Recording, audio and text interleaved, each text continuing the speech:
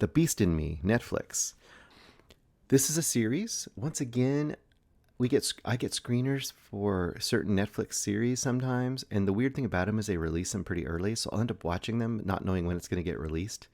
So I saw this series probably almost 2 months ago now, so I'll try to give you my best impressions. I should probably record a review and just hold it off to the side when I see it, so it's nice and fresh. But either way, the Beast in Me is dropping this week. Limited series. It seems like it's going to be a one and done, although they suppose they could find a way to do another season if it's popular.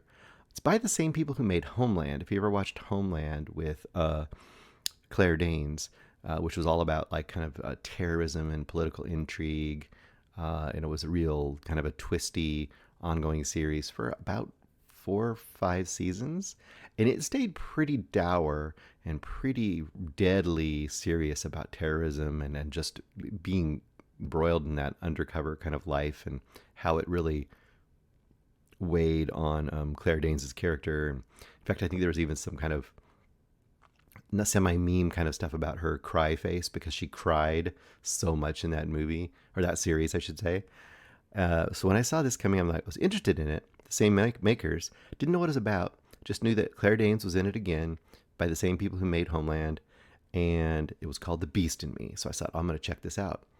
And one thing that I was really pleasantly surprised by this was it was much less dour, sad, crying face Claire Danes than I expected it to be, and much more of a almost borderline campy, chewing the scenery thriller series than I expected it to be. So, how to describe the series?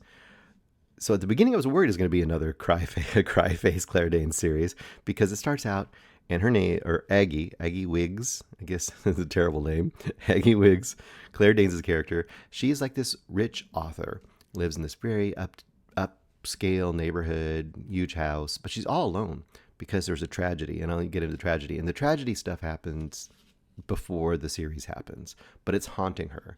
And you can tell that she's kind of a broken person. She's almost agoraphobic. She's almost just hiding in her house. Not fully, but she doesn't really get out. She had this really large, huge novel about her father, and it made her a star in the world of authors.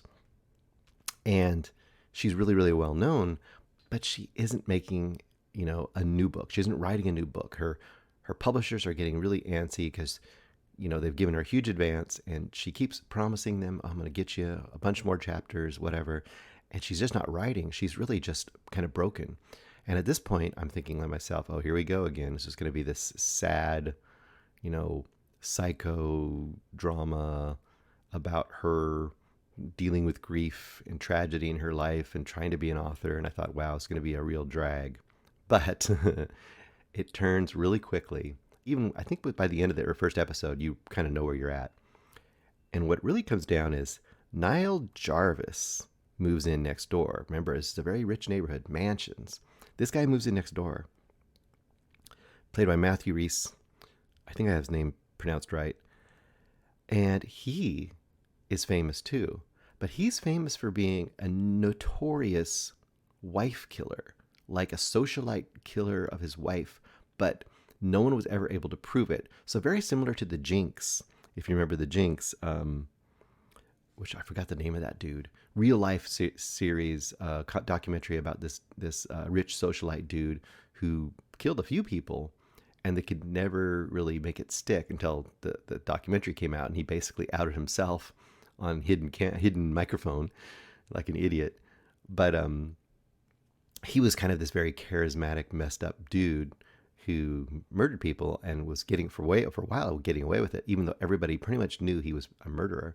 Same sort of situation here, where she's got this neighbor who everyone thinks is probably murdered his wife, but never could really prove it. So he's notorious, he's famous, he's also kind of charming, and he's her neighbor. He's Claire Danes' neighbor. And at first, he, of course, doesn't want anything to do with him. But he's charming and kind of mesmerizing in a way. Very Hannibal Lecter, Clarice Starling-esque kind of, where it's like she hates him, knows he's trouble, but also is kind of fascinated by him. So he basically proposes to her really early, like, you know what? Everyone wants to write the book about me. Everyone wants to have the scoop on me because they think I'm a wife killer. I'm going to give you the chance because you're a great author. You should write a book about me. That's the basic setup. You know, he says, write a book about me, follow me around, I'll give you the scoop. But you also feel like, what's he trying to get out of her? He's enjoying this too much. There's something wrong here. And then, of course, she is just trying to get back into her writing life and got to get herself going again. That leads to a whole bunch of twists and turns and thriller elements. There's this whole element of, I guess I can give it away because it's in the first episode. There's this kid who was a drunk driver who's responsible for the death that she's haunted by. She points this kid out to Niall Jarvis, and he's like, and he knows that she's haunted by this kid, and all of a sudden this kid goes disappearing, and she's really freaked out that, oh my gosh, I'm friends with this wife killer. Maybe he killed the kid who's responsible for the death of in my family. Now I'm like in bed with the killer and he's like done it again. That's what she thinks. So of course she wants to go ahead and she wants to solve the mystery, and he just wants to have a book written, right? That's all he wants. Anyway, there's a whole bunch of twists and turns. Like I said, it's borderline campy. It's always scenery chewing, way more quote fun than I expected from a series with Claire Danes in this day and age. So yeah, if you're looking for some kind of and like I said, it's a complete story, this series. Now, I think they could have an ongoing series with her in a different way. I'm not going to say how because I don't want to say how this series ends, but I'll just say that this series, season 1 or whatever it's going to be called, is a complete enough story that if it ends there, it's satisfying. If it doesn't end there, it's not going to be bad either, but I think it can be a one and done pretty easily. I'm going to probably go 3.5 or 4. 3.5 or 4.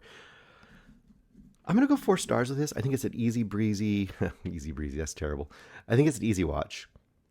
And I think it's a good, this is a kind of good watch that you can sit down with a spouse or something and you don't have to think about it too hard. You don't have to get too emotionally invested in. It's just, like I said, it's more of a thrill ride and a twisty turny, psychological, like crime thriller mystery sort of thing. And it's a lot of fun. And I think there's there's a lot of good side characters too. I'm not going to get at all of them, but it's a lot of fun. The Beast in Me on Netflix should be available now. Hey guys, thanks so much for watching this video. For more movie and television reviews and interviews, please subscribe to my Deepest Dream channel. Like, comment, share, subscribe. And as always, thanks so much for your support. Take care.